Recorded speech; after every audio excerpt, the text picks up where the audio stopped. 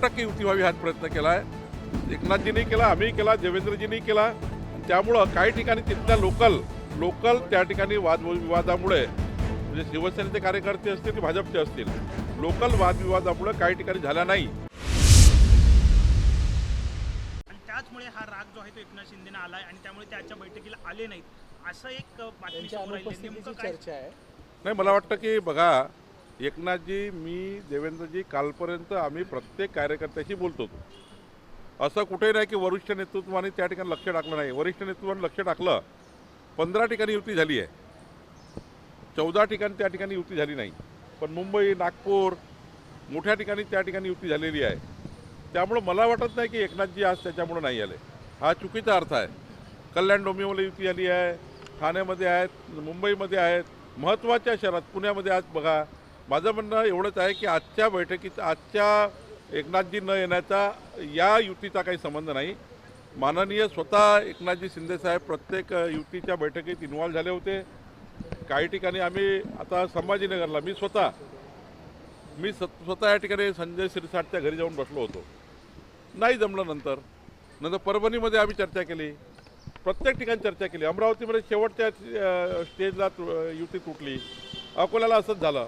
त्यामुळं काही ठिकाणी असं नाही आहे की आम्ही प्रयत्न नाही केला. आम्ही 100% युती व्हावी हा प्रयत्न केला आहे. एकनाथजींनी केला, आम्ही केला, देवेंद्रजींनी केला. आणि त्यामुळं काही ठिकाणी तिथल्या लोकल त्या ठिकाणी वादविवादामुळे म्हणजे शिवसेनेचे कार्यकर्ते असतील की भाजपचे असतील, लोकल वादविवादामुळे काही ठिकाणी झाला नाही. ते मात्र खरं आहे. पण मंत्री प्रताप सरनाईक म्हणतात फसवणूक केली. भाईंदरमध्ये आमची फसवणूक झाली. सरनाईक म्हणतात भाजपनं आमची फसवणूक केली. मला आता नाही, शिरसाट साहेबाकडे मी स्वतः येऊन आलो, त्यांच्या घरी गेलो. नंतर मात्र मी नागपूरला आल्यानंतर मग आमचे अतुल सावेजी चर्चा करत होते. पुढं त्या ठिकाणी फार चर्चा पुढं गेली नाही. मीरा भाईंदरमध्ये चर्चा सुरू होती.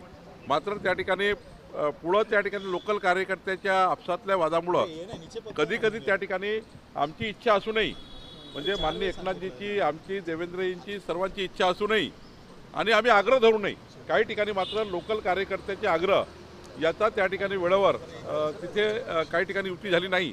पण आम्ही हे सांगतो की मैत्रीपूर्ण लढताना मात्र कुठल्याही परिस्थितीमध्ये कोणताही वादविवाद होणार नाही, मनभेद होणार नाही. आमची युती कायम चांगल्या पद्धतीने लढेल आणि जिंकून आल्यावर मात्र पुन्हा एकत्रित पद्धतीने आम्ही काम करू. पुण्यातून एक माडिकांच्या मुलग्यानं 24 तासात अर्ज माघार घेतलेला होता, पण आताही काल मुदत संपलेली आहे.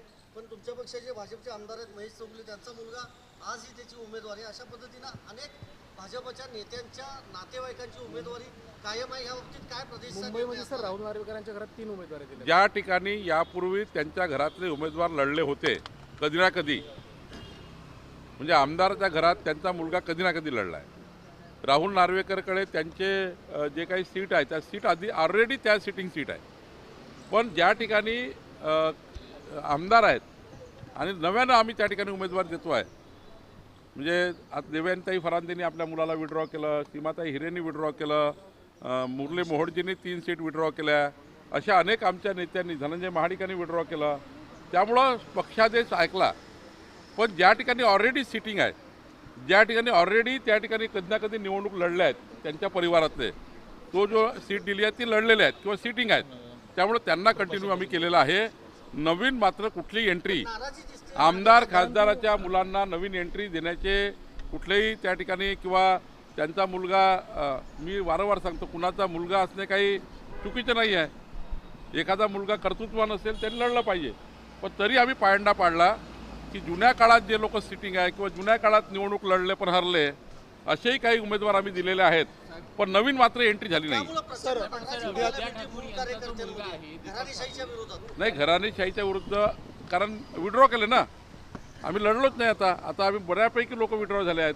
आमदार खासदारांनी त्या ठिकाणी आपल्या परिवारातल्या लोकांना विड्रॉ केला आहे. माझं एवढंच म्हणणं आहे की ज्या ठिकाणी यापूर्वी लढलेले आहेत, नार्वेकरचा विषय, नार्वेकरच्या परिवारामध्ये यापूर्वी 3 सीट त्या ठिकाणी नगरसेवक होते.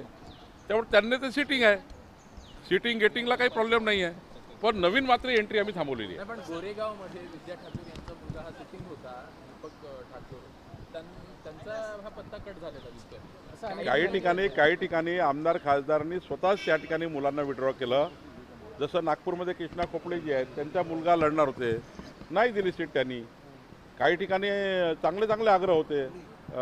मी त्या ठिकाणी 50 उदाहरण महाराष्ट्रात देऊ शकतो.